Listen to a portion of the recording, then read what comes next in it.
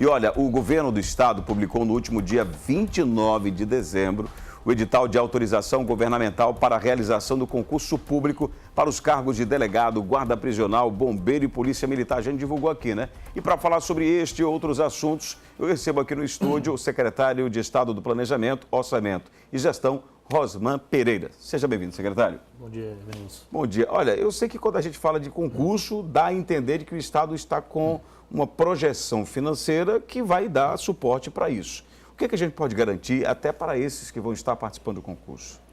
Já bem, Vinícius, por determinação do governador Jacques Barreto, nós iniciamos ainda no mês de novembro, né, todo o trâmite burocrático para o lançamento desse concurso. Houve agora o primeiro passo burocrático, que foi a autorização governamental, e ainda agora no mês de janeiro estaremos lançando o edital com todas as regras do concurso. E só lembrando que esse concurso, na verdade, ele é necessário e foi lançado pelo governo do estado, visto que são vagas, a reposição de vagas em aberto na Polícia Militar, Corpo de Bombeiro, Guarda Prisional e para delegado, apenas as vagas que estão em aberto. Então, são vagas, na verdade, de pessoas que foram para inatividade, Sim. no caso da Polícia Militar, e vagas que precisam ser repostas, tá certo, na medida da capacidade financeira do estado. Então, a gente está apenas repondo vagas que estão em aberto. Eu me recordo que dos outros concursos que foram feitos, depois começaram algumas cobranças nesse sentido. Ah, mas eu fui concursado, passei, mas não fui chamado e tal. Então, o senhor esclarecendo nesse primeiro momento, dá para a gente perceber que essa cobrança provavelmente não vai acontecer, porque quem ficar como excedente pode ser chamado ou não. Tem 2 anos do concurso, é isso?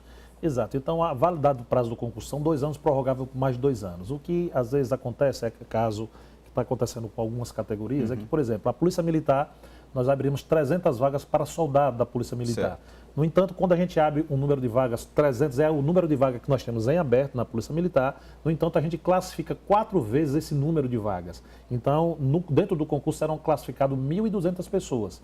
Então, porque é feita a prova objetiva, Sim. a prova escrita, depois tem o TAF, teste de aptidão física e uma série de... Esse é o que embolou muita coisa no meio de campo depois. Exatamente. Né? A gente vai classificar 4 vezes o número de vagas, mas a obrigatoriedade que existe do concurso é o número de vagas que está sendo disponibilizado. Então, esse número de excedentes, ele vai sendo, na verdade, sendo convocado na medida, tá certo, de que surja novas vagas e que também tenha o fôlego financeiro do Estado para fazer essas contratações. Mas muita gente, em função dessa expectativa no concurso passado, acabou, inclusive, deixando seus empregos, criou uma expectativa tão segura que acabou largando. Não é uma orientação que é passada pelo governo, não é essa orientação que deve ser passada, né? Não é essa a orientação. Nós estamos abrindo um concurso para 300 vagas. Todos aqueles que forem classificados acima do número 300, ele pode alimentar uma expectativa, mas não com obrigatoriedade por parte do governo.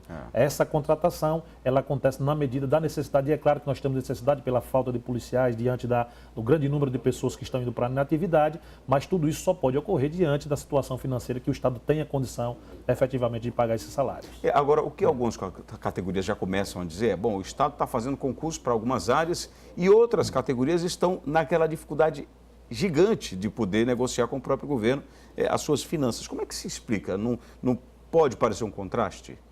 Na verdade, não há nenhum tipo de contradição, visto que todos nós temos visto, Vinícius, a situação da grave crise que atravessa o país, né?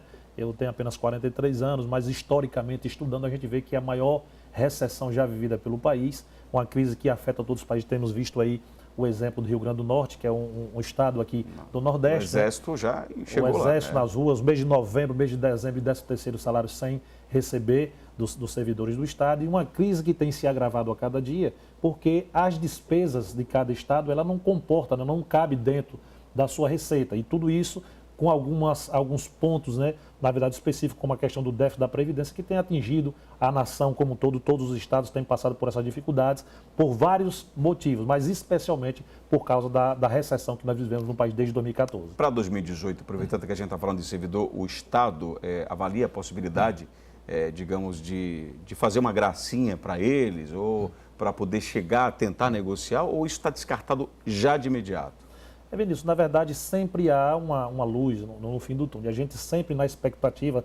O ano passado, o ano de 2017, foi um ano que fechou com crescimento zero, estagnou a economia. Quando você faz uma análise em comparação a 2016, que a economia do país fechou um PIB com menos 3%, e agora 2017 fecha com 0%, houve um crescimento, na verdade, de 3%, mas não um crescimento real que permita ao governo ter condições financeiras de negociar e de atender a todas as categorias. O governo tem negociado com todas elas, sentado, analisado os pleitos que, na maioria, na sua grande maioria, são pleitos justos, mas que, infelizmente, diante da situação, a gente às vezes não tem a condição, tá certo, de negociar e efetivamente a gente conceder esses reajustes. Há uma previsão, né, dos maiores economistas do país de um crescimento de 2,7% em 2018. Então, nós temos um planejamento, nós temos, na verdade, um orçamento que foi enviado e votado pela Assembleia Legislativa. Agora, todo o orçamento ele é feito, é confeccionado com base em expectativa de receita. O que nós não podemos ter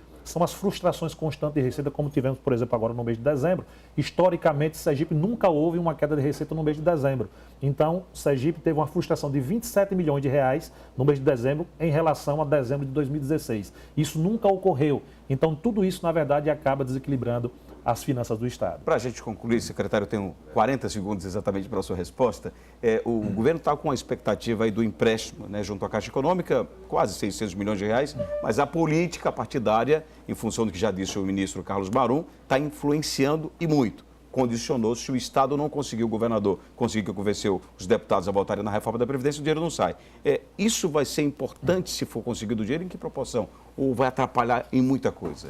Muito importante, Evanilson. Nós temos, dentro do nosso planejamento para 2018, uma das ações mais importantes do governo é a recuperação e modernização da malha viária do nosso Estado. O Estado todo tem sofrido com buraco, as estradas completamente destruídas. Então, dentro do nosso planejamento, essa é uma das maiores ações para o ano, tá certo, de 2018, com a recuperação e modernização de quase 500 quilômetros de malha viária no Estado. A gente está com toda a operação de crédito aprovada pela Caixa Econômica, pela Secretaria do Tesouro Nacional, aguardando tão somente um sinal da Caixa Econômica Federal para que possamos assinar o contrato e possamos iniciar essas obras. Bom, secretário Rosdan Pereira, obrigado pela tua vinda aqui. Espero que a gente tenha um ano bom, né? Um ano produtivo e no sentido do planejamento, que o que foi projetado que chegue a acontecer de fato para o povo. Obrigado, secretário. Muito obrigado.